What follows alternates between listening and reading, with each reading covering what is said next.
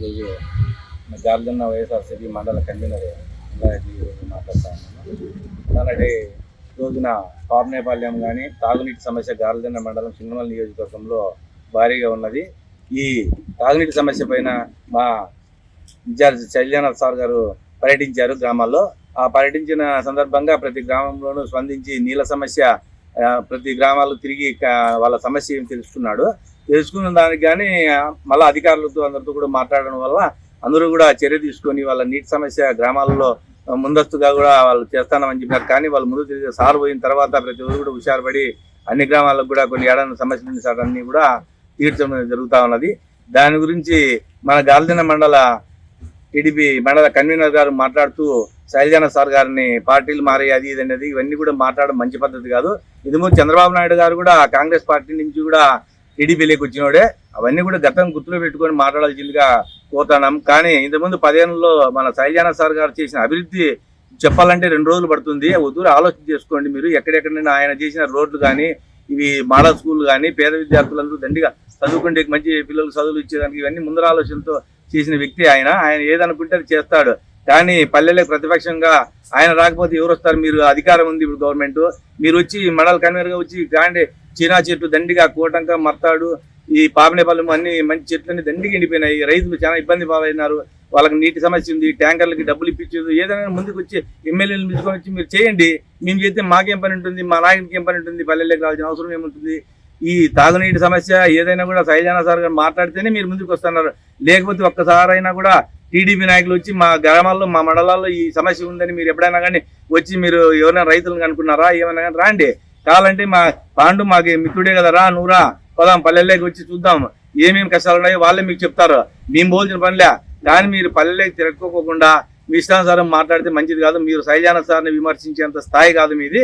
కానీ అభివృద్ధి వైపు నడచండి. మాకు రాజకీయం కోసం లబ్ధి పొందాల్సిన అవసరం లేదు. ఇంకా 3 ఏళ్ళు ఉంది రాజకీయము. కానీ పేద ప్రజల కోసము ఈ నీళ్ళ సమస్య తోటలు ఎండిపోతున్నాయి. రైతులు ఆయన రైతు పక్షపాతి కాబట్టి శైలజానాథ్ సార్ రైతుల కోసం అనేది ముందుకి వచ్చి చెట్లు ఎండిపోతుంటే ఆ పరిస్థితి చూసి ఆయన చాలా బాధ చలిసిపోతున్నాడు. ఈ రోజు ఒక్కొక్క కుటుంబము 500 చెట్లు, 1000 చెట్లు, 2000 చెట్లు చిన్న చిన్న కుటుంబాలు వాళ్ళు అప్పులు చేసుకుని చెట్లన్నీ ఎండిపోయి వాళ్ళ పరిస్థితి చాలా దీనంగా ఉంది. ఇంతకుముందు ఇదే బీమా కట్టింటే వైఎస్ఆర్సీపీ ప్రభుత్వంలో దండిగా డబ్బులు వచ్చినాయి. చినా చెట్లకు కానీ మిరపకు కానీ కందికి కానీ దండిగా డబ్బులు వచ్చి ఈ రోజు ఇదే చినా చెట్లు ఎండిపోయింటే జగన్ ఉండింటే ఎన్ని లక్షలు ఇస్తానో కనీసం అంటే 5 ఎకరాల తోటలోనికి 10-15 లక్షలు ఇచ్చినా కూడా ఆశ్చర్యపోవాల్సిన అవసరం లేదు. ఈ రోజు నష్టపరిహారం ప్రకారం ప్రతి చెట్టుకి కూడా మీరు డబ్బులు కట్టాల్సిన అవసరం ఉంది. కానీ మీరు ఏదో అమరావతిలో నీళ్లు ఎత్తిపోసి కొన్ని కోట్లు ఖర్చు పెడతారు. కానీ రైతాంగానికి కొద్దిగా ఖర్చు పెడితే కూడా రైతాంగం అంతా కూడా ఆత్మహత్యలు కూడా మానుకొని ప్రతి రైతు కూడా చాలా దిగలు పడతా ఉన్నారు. ఈ రోజు ఈ చెట్లు ఎండిపోయి కనీసం 5 ఏళ్ళు 6 ఏళ్ళు చెట్లు ఈ రోజు 20 ఏళ్ళు పంట తినాల్సిన టైంలో ఈ రోజు ఆ చెట్లు ఎండిపోయి ఆ రైతు బాధ ఎంతుందో ఒక్కసారి మా కన్వీనర్ కానీ టీడీపీ కన్వీనర్ కానీ ఎమ్మెల్యే గారు కానీ ఈ తోటలోకి వచ్చి రైతులను అడిగి వాళ్ళ బాధలన్నీ తెలుసుకొని మీరు స్వయంగా ఇవన్నీ వీడియోలు తీసుకొని పోయి చంద్రబాబు నాయుడు గారికి స్వయంగా మా ఎమ్మెల్యే గారిని దృష్టికి తీసుకుపోయి నష్టపరిహారం ఇచ్చే విధంగా మీరు చర్యలు తీసుకోవాలని చెప్పని మిమ్మల్ని ఏదో ఏసీ గదిలో అవన్నీ అనడం కూడా సారేం అన్ని లేదు. కానీ ఆ మేడం గురించి మాట్లాడినాడు. కానీ ఈయన పాండు ఇంత దానికి మసాలా కలిపినాడు. అవన్నీ వదిలిపెట్టేసి మీరు అభివృద్ధి వరకు చూడండి, ప్రజలను గుర్తుపెట్టుకోండి. కానీ మీరు ఎన్ని మాట్లాడినా కూడా రైతులు ఆలోచన చేస్తూ ఉన్నారు. మీరు తప్పుని పదే చెప్తుంటే అది నిజమవుతుంది అనుకుంటున్నారు. అవన్నీ ఏమీ కాదు. రైతులు ఆలోచన చేస్తున్నారు. అప్పుడెంతుంది ఇప్పుడెంతుంది. ప్రతి ఒక్క రైతు కూడా చాలా ఇబ్బందుల్లో ఉన్నారు. కనీసం వైఎస్ఆర్ రైతులే కాదు అక్కడ ఇబ్బంది పడుతుండేది. గ్రామాల్లో అన్ని పార్టీలకు సంబంధించిన వాళ్ళు ఉన్నారు. వామపక్షాలు అన్నీ చెప్తున్నాయి. కానీ ఇవన్నీ మీకు కనపడవా? ఎమ్మెల్యే మేడాన్ని పిలుచుకొని మీరు రాండి పల్లెల్లోకి. ఆ చెట్టు ఇంటి మీద చూస్తాండి. కనకచర్ల ఈ మామూలుగా ముకుందాపురం పరమట, మర్తాడు పరమట, కోటంక ఎంత జనం నీళ్ళ ట్యాంకులు తోలుతున్నారు. కనీసం ట్యాంకు కింద నీళ్ళు ఇచ్చినా వాళ్ళకు ప్రోత్సాహం చేస్తే ఉండే చెట్లన్నా కాపాడుకుంటారు. ఇప్పటికే కనీసం కొన్ని వేల చెట్లు పోయినాయి. ఈ 2 నెలలు వర్షాలు కింద రాకుండా ఇంకెన్ని వేల చెట్లు పోతాయో కూడా చాలా బాధాకరంగా ఉంది. మీరు తీసుకుంటే తప్ప ఈ గ్రామాలు కూడా బాగుపడే పరిస్థితి లేదు. ఈ ఇంతకాడికి మేము చెప్పుకోలేము, వినమించలేము. కానీ మీరు ఖచ్చితంగా సీఎం దృష్టి తీసుకుపోయి మా ఎమ్మెల్యే గారిని ఈ నష్టపరిహారం ఇచ్చే విధంగా కూడా రైతులందరినీ ఆదుకోవాల్సిన బాధ్యత ఉంది మీకు. ఇదే శైలజానా సార్ చెప్పు ఏందన్నా ధర్నా చేయకపోతే అరటికి ధర్నా చేస్తే అరటి రేటు పెంచిరి, మొక్కజొన్నకి డౌన్ చేస్తే మొక్కజొన్నకి రేటు రైజ్. ఇవన్నీ ప్రతిపక్షంగా మా బాధ్యత. మేము ప్రజల కోసం పోరాడే హక్కు మాకుంది. మేము ఖచ్చితంగా మీరు ఎన్ని అన్యాయ కూడా ఏమి లెక్క చేయము. రైతుల కోసం ఖచ్చితంగా మా నాయకుడు ఉంటాడు. మా శైలజానా సార్ నాయకత్వంలో ప్రతి ఒక్కరం కూడా కంకణం కట్టుకొని మేము ఖచ్చితంగా ప్రతి విలేజ్కి ఎక్కడ అన్యాయం జరిగితే అక్కడ మేము ఉంటాము. కానీ మేము రాకోకుండా మీరు చూసుకుంటే ఆ బాధ్యత మేము స్వాగతిస్తాం. మీకు అవసరమైతే మీకు చాలా వయసు మీ మర్యాదపూర్వకంగా కూడా గౌరవిస్తామని చెప్పి మా ఎమ్మెల్యే గారిని కూడా మీకు ఎడుకోవడం జరుగుతుంది.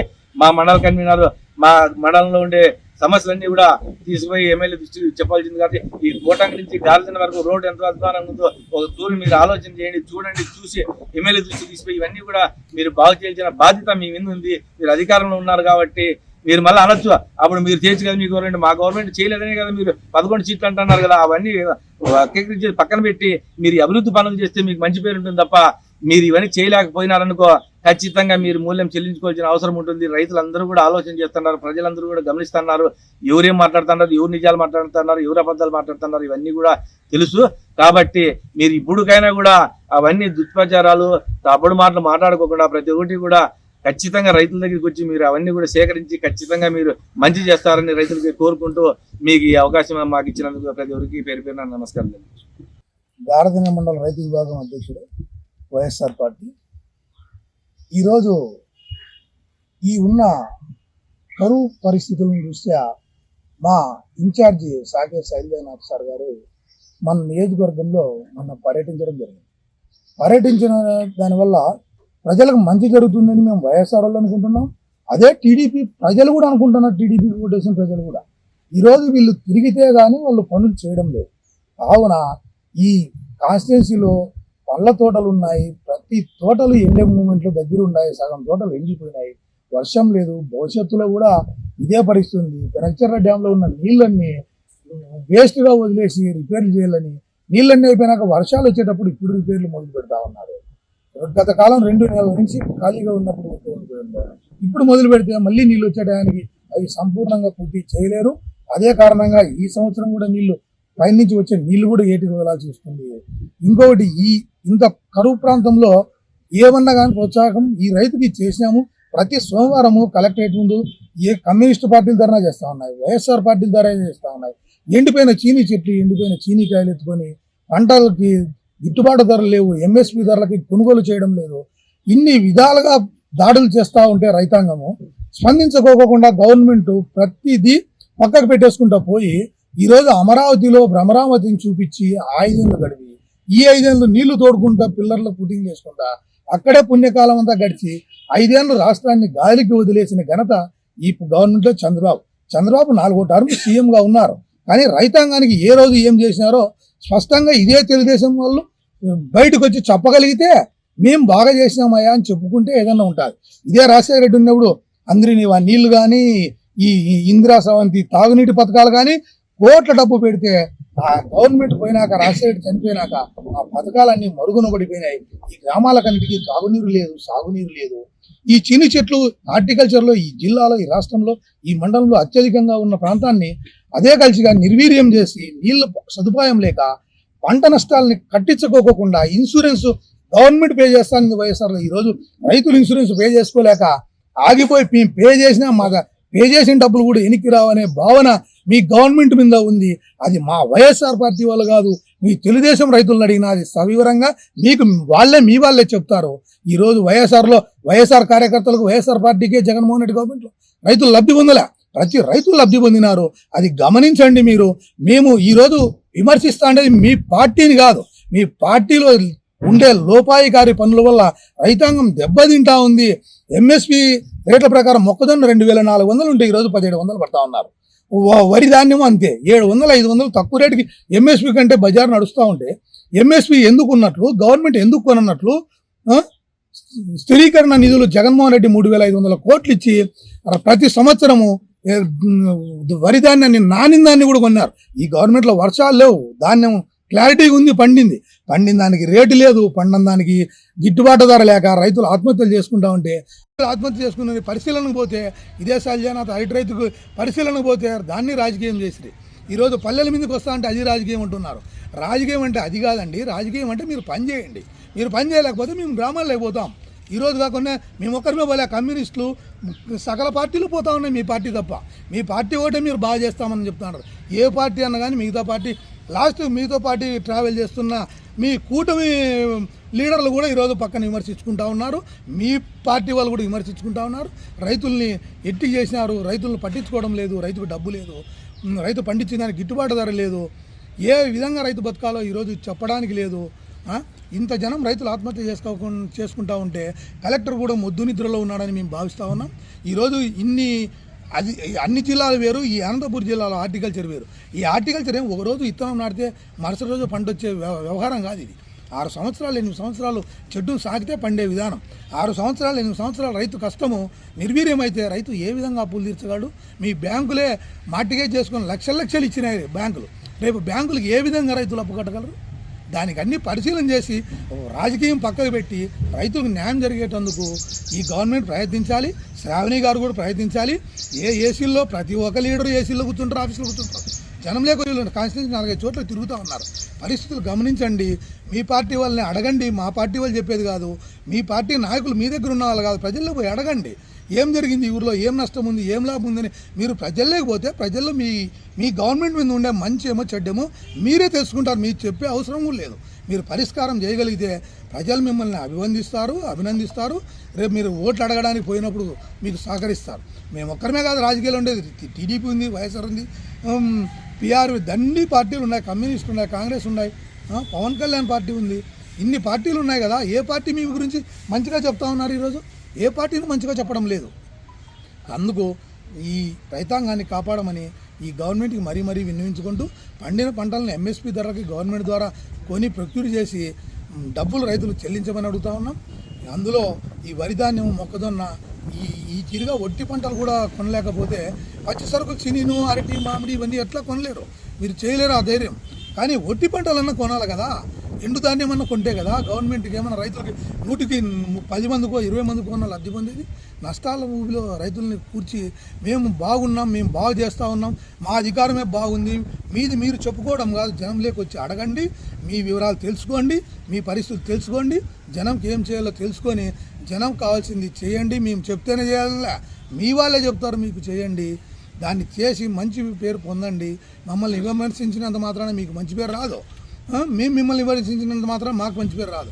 మేము మంచి చేసినాం 5 ఏళ్ళలో గవర్నమెంట్లో కాబట్టి, మా జగన్మోహన్ రెడ్డి చేసినాడు కాబట్టి మేము ఈరోజు జనం లేకొచ్చి ప్రతిపక్షంలోనే చెప్పగలుగుతాను.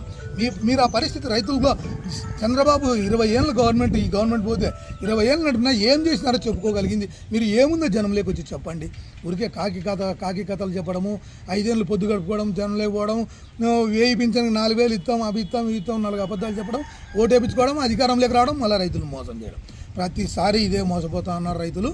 కాబట్టి దయ ఉంచి ఈ అధికారులు గమనించి కరువు ప్రాంతాన్ని ఎమ్మెల్యే గారు దృష్టి పెట్టి చీనీ చెట్లు ఎండిపోకుండా, హార్టికల్చర్ ఎండిపోకుండా అన్ని మండలాల్లోనూ చూడండి, మా మండలం చూడండి, అధికంగా ఉన్న ప్రాంతాన్ని ప్రత్యేకించి చూడండి. రైతులకు నీళ్లు తోలుకునే దానికి సహాయం చేయండి, ఆర్థిక సహాయం చేయండి. రైతులు ఇంకోరు పక్క రైతులు నీళ్ళు ఉండే వాళ్ళు వదులుతూ ఉన్నారు, వాళ్ళకి ఆర్థిక సహాయం లేక వెనుకబాటు ఎండిపోతూ ఉన్నాయి. కరువు కాలంలో కాలువలు రిపేర్లు చేయండి, చెరువులకు నీళ్ళు ఇవ్వండి. ఏదో 2-3 చెరువులకు నీళ్ళు ఇచ్చినంత మాత్రం అవి చెరువులు తూములెత్తగానే ఈరోజు ఇంకిపోయినాయి నీళ్ళన్నీ. వర్షాలు లేవు, మీ గవర్నమెంట్ వస్తే వర్షాలు ఉండవు, ఉన్న నీళ్ళు ఈ పరిస్థితిలో వదిలేసిరి. ఈ రకంగా కాకోకుండా రైతులకు సాయం చేసేటందుకు ప్రయత్నించి మీరు మంచి పేరు తెచ్చుకోండి. మమ్మల్ని విమర్శించేదానికంటే మీ మంచి పేరు కోసం మీరు ప్రయత్నం చేయండి. ఇంకోసారి విమర్శించేదానికంటే మిమ్మల్ని మీరు పరిశీలన చేసుకోండి.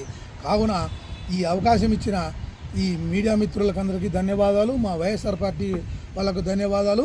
మా జగన్మోహన్ రెడ్డి ఆదేశాల మేరకు, మా ఇన్ఛార్జి శైలజనాథ ఆదేశాల కోసం ఏ పోరాటానికైనా మేము సిద్ధంగా ఉన్నాం. రైతుల కోసం పోరాడతాం. రైతు జయమే మా లక్ష్యం. జై జగన్, జై వైఎస్ఆర్. నేను వైఎస్ఆర్సీపీ కార్యకర్త. ఈరోజు మొన్న శైలజనాథ్ గారు పావనేపురం గ్రామం సందర్శించినప్పుడు గ్రామస్తులందరూ కూడా నీళ్ళు మా ఊర్లోకి సప్లై కాలేదు, నీళ్ళు లేదు, అదేవిధంగా చెట్టు ఎండిపోయినాయని చెప్పి అందరూ కూడా ప్రవర్తిస్తే ఆ ఊరు ఒక పాపనిపల్లెమే కాదు, మొత్తం ఎలనూరు, పుట్టూరు మండలాల్లో కూడా చెట్లు ఎండిపోయిన చెట్లన్నింటినీ కూడా ఆయన సందర్శించినాడు. అందరూ కూడా దాని గుండా స్పందన వచ్చేదానికోసం అందరినీ పెట్టి కలెక్టర్ ఆఫీస్ కాడ ధర్నా పెట్టి అవన్నీ పోయి కలెక్టర్ కూడా రిప్రజెంటేషన్ ఇచ్చినాము. అదేవిధంగా ఇప్పుడు వీళ్ళన్నీ ఇన్ని మాటలు చెప్తున్నారు. మన పెట్రోల్ ఛార్జీలు పెంచినారు. పెట్రోల్ ఛార్జీలు ఏమి అధికారంలోకి రాకముందు వాళ్ళు ఏం చెప్తున్నారు, మేము వచ్చే పెట్రోల్ తండ్రి కొడుకులు ఇద్దరు కూడా పెట్రోల్ ధరలు తగ్గిస్తాము, డీజిల్ ధర తగ్గిస్తామని చెప్పని ఈ బుద్ధుడికి మళ్ళా పెట్రోల్ ధరలు పెంచిన ఇవి దీనిల వల్ల 4,400 కోట్ల రూపాయలు భారం పడింది. ఇవన్నీ కూడా తెలుసుకోవాలా. మీరు ఇదే కాకోకుండా మీరు మన పవన్ కళ్యాణ్ గారు కేంద్రం నుండి 1,220 కోట్ల రూపాయల డబ్బులు వస్తే ఆ డబ్బులు మన నాగార్జున యాదవ్ గారు మాట్లాడితే అతని మీద అప్పుడే కేసు పెట్టి అతన్ని శ్రీకాకుళంలో మాట్లాడినని చెప్తే సాయిబుద్ధ పెట్టించి అప్పుడే రిమాండ్కి పంపించడానికి వస్తున్నారు. ఏమయ్యా మీరు చెప్పిన పద్ధతి, మీరు చెప్పినవి మీరు నెరవేర్చుకోలేకపోతే ఏ విధంగా చేస్తారు మీరు? ప్రజలకు వాగ్దానం చెప్పేది ఒకటి, చేసేది ఒకటి. ఎలక్షన్ ముందు నోటుకు వచ్చినట్టల్లా వాగ్దానాలు చేస్తారు, పోయినాక ఏమైనా మాట్లాడితే దాన్ని మీ నాలుగు బందమంటారు. ఈ రెడ్ బుక్ రాజ్యం ఇదొకటి. ఇన్ని విధాలుగా రెచ్చగొట్టి ప్రజలు మోసం చేస్తాను. అది కాకోకుండా అన్ని గ్రామాల్లో కూడా మీరు చెప్పిన వాగ్దానాన్ని సక్రమంగా నెరవేర్చి మేము నెరవేర్చినాం కదా అని ప్రజల్లోకి వచ్చి మీరు ధైర్యంగా చెప్పండి. అంతేగాని లేనిపోనివన్నీ చెప్పి మీరు ప్రజల్ని రెచ్చగొట్టే పద్ధతి చేయకూడదు. మీరు గ్రామాలు సదర్చండి. ఏ గ్రామంలో తాగునీటి కొరత ఉందా, ఏముంది కొరత, ఆ కొరతను తీర్చేదానికి మీరు అందరూ సాయశక్తులు పనిచేయాలని. అదేవిధంగా ఈరోజు తెలంగాణలో సచివాలయం కడితే 632 కోట్లు, మన ఆంధ్రాలో కొడితే 1,270 కోట్లు, మన నరేంద్ర మోడీ గారు పార్లమెంట్ కాడ కట్టిన దానికి 937 కోట్లు.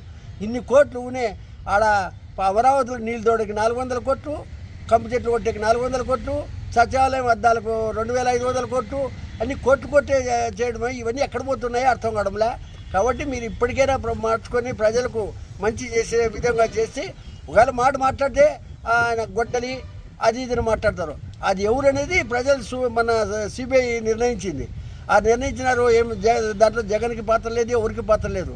కాబట్టి ఇవన్నీ మీరు కూడా అన్నీ మాట్లాడుకోకుండా ప్రజల మీద దృష్టి పెట్టి ప్రజలకు ఏం చేయాలా, ప్రజలు ఏం చేసి మీరే రాండి. 29 ఎలక్షన్లో మేము కాదనిలే, కానీ ప్రజలకు చెప్పేటప్పుడు మీరు చెప్పిన వాగ్దానాలు మీరు నెరవేర్చండి అంతే. మేము అడిగేది ఒక్కటే క్వశ్చన్, మీరు చెప్పిన వాగ్దానాలన్నీ చేయండి. మీరు 50 ఏళ్ళ వయసు వాళ్ళందరికీ పెన్షన్ ఇస్తామన్నారు, రాలే. ఆడపిల్ల ఉన్న వాళ్ళందరికీ 1,500 ఇస్తామన్నారు, అది రాలే. ఇంకోటి ఏదో చెప్పినారు, అవన్నీ చెప్పినారు, మీరు ఒక్కటి కూడా నెరవేర్చలే. కాబట్టి ఇవన్నీ మీరు నెరవేర్చాలా. మీరు చెప్పిన వాగ్దానాలు నెరవేర్చండి అంతే. మేమేం అడగము, మీరు చెప్పినవే మేము అడుగుతాను, మేము కొత్తవి ఏం అడగడములే. కాబట్టి ఇవన్నీ మీరు దృష్టిలో పెట్టుకొని కరెక్ట్గా చేయాలని మేము కోరుకుంటాను. గౌరవ మాజీ ముఖ్యమంత్రి రాజశేఖర రెడ్డి గారి నాయకత్వంలో 2 సార్లు ఎమ్మెల్యేగా డాక్టర్ సాకే శైలజానాథ్ గారు గెలుపొంది ప్రజల మన్ననలు పొందినాడు. అంతేకాకుండా మంత్రిగా కూడా పనిచేసిన అనుభవం మా నియోజకవర్గం జిల్లాలోని అన్ని ప్రాంతాలు కూడా అభివృద్ధికి ఆయన చేసినాడు. అదే కాకుండా ఈరోజు ఆయన ప్రతి గ్రామం కూడా సందర్శిస్తూ ఉన్నాడు. తక్కువ ఇబ్బందులు, తక్కువ వర్షపాతం ఉన్నందువలన ఈరోజు రైతాంగం చాలా కుదేలు పడుతూ ఉంది. రైతు బాగుంటేనే రాజ్యం బాగుంటుంది, గ్రామాలు బాగా సుభిక్షంగా ఉంటాయి. రైతు కంటతాడి పెడితే ఈరోజు మొత్తం కూడా నాశనం అయిపోయేదానికి దారితీస్తూ ఉంది. చాలా వర్షపాతం తక్కువ ఉన్నందువల్ల ఈ చెరువులకు కాలువలకు నీళ్లు తక్కువ రావడం వలన కూడా ఈరోజు రైతాంగం దెబ్బతింటా ఉంది. నీళ్లు లేక చాలామంది రైతులు నష్టానికి గురవుతూ ఉన్నారు. చెట్లు ట్యాంకర్లతో నీళ్లు తోలుతూ ఉన్నారు. ఈరోజు ట్యాంకర్ కింద రైతుకు న్యాయం చేసి ఈ ఎండిపోయినటువంటి ఆ రైతు కుటుంబాలను పరామర్శించి వాళ్ళకు న్యాయం చేస్తారని మేము కోరుతా ఉన్నాము. అంతేకాకుండా మాజీ మంత్రి డాక్టర్ శైలజానాథ్ గారి మీద మీరు మాట్లాడడం కూడా ఇది మంచిది కాదని కూడా మేము తెలియజేస్తూ ఉన్నాము. ఏదైనా ఉంటే గ్రామాలకు తిరిగి సందర్శించి ఆ రైతు కుటుంబాలను పరామర్శించండి. రైతుల పట్ల మీరు మంచి ఆలోచన చూడండి అంతే. గౌరవ ఎమ్మెల్యే గారికి కూడా మేము ఒకటే కోరుతా ఉన్నాము, ప్రజాక్షేత్రంలో తిరిగేదానికి అందరికీ కూడా ఆయన మంత్రిగా పనిచేసి ఈ నియోజకవర్గంలో ఆయన పనిచేసిన అభివృద్ధి మీకు కానస్తా ఉంది కళ్ళకు.